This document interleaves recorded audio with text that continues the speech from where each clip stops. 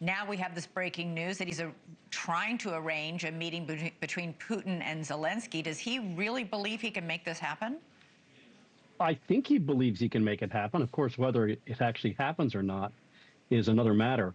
But one of the reasons I wrote the story is there's been so much talk about Donald Trump had proposed a ceasefire, and then he backed off of the ceasefire, and ceasefire. And prior to the meeting, some of Trump's advisors told me the important thing here is the final meeting and obviously a peace deal. And in order to get that peace deal, Trump has to meet with Zelenskyy and get an idea of what he can do. And he's got to meet with Putin and get an idea of what he can do. And then he's got to get the two of them together. So steps 1 and 2 have happened. And now we're going to see if step 3 happens. Now, there's an old... Go, tell me. Go ahead.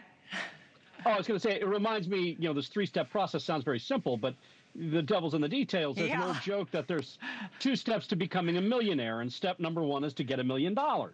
So there's 3 steps for peace here, and we'll see if that works. Yeah, these two sides couldn't be further apart. I mean, dramatically, in massive ways far apart. But Trump was caught on a hot mic this afternoon telling Zelenskyy and the European leaders, I think he wants to make a deal with me. He's speaking of Putin, as crazy as that seems. That is the exact quote. How do you read that? I mean, critics will say, oh, for heaven's sake, he'll believe anything Putin tells him.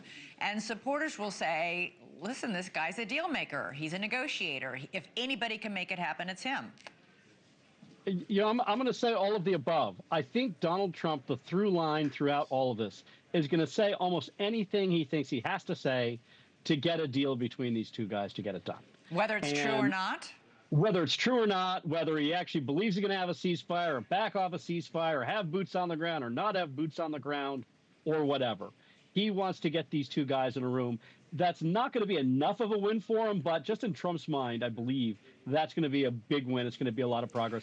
I think one of the things that was honestly said today by the European leaders was that, yeah, this is more movement than they've seen throughout the war, albeit the United States is taking the lead, and the Europeans are following and not completely objecting to a general idea of giving Vladimir Putin's aggressor country, Russia, lots of territory that unlawfully seized in an invasion. Yeah. So that is a change. You're leading right into my next question, because you have more reporting on what exactly happened behind closed doors Friday evening in Alaska, because the whole meeting has been sort of shrouded in mystery.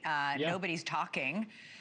Putin apparently issued an entire series of demands, maximalist demands, and was so firm and intransigent on them that you say that Trump was ready to walk away. He really did almost walk out of the meeting? From what we understand, Trump has told other people, and those other people have told us, that at one point in a discussion about the territory or the oblast of Donetsk, that Trump had said, look, if you're really serious about taking over this entire thing and you're not going to negotiate over this, and maybe we're just wasting each other's time. And apparently at a certain point, Putin said, no, lots of things are on the table, and indicated that he wasn't going to stick by that through thick and thin. Now, this is stuff that's told to us that Trump allegedly said in a meeting before, so who knows if it's true, but that's sort of the story that they're giving, and they're sticking to it. Yeah, it's striking also as well, the difference in the meeting today in the Oval Office between Trump and Zelenskyy from 6 months ago. But as I'm sure you're well aware, Trump has been furious over media coverage in this country and in Europe about the Alaska summit. In Russia, however, Russian television loves it. They've been crowing. RT said today, quote, the old world order cracked in Alaska. So we shall see. Well, Trump has himself to blame in part for the bad coverage that happened in Alaska from the traveling press. I wasn't there because he sort of overpromised and underdelivered on the ceasefire and then didn't explain himself. And the normally very garrulous President Trump, who loves to crow and claim wins everywhere, was rather quiet and didn't take questions from the press. So that stuff is going to happen. People are going to fill in the blanks. If you say, I'm going to be disappointed if I don't get a ceasefire, and you walk out without a ceasefire, people are going to start to assume that you're disappointed.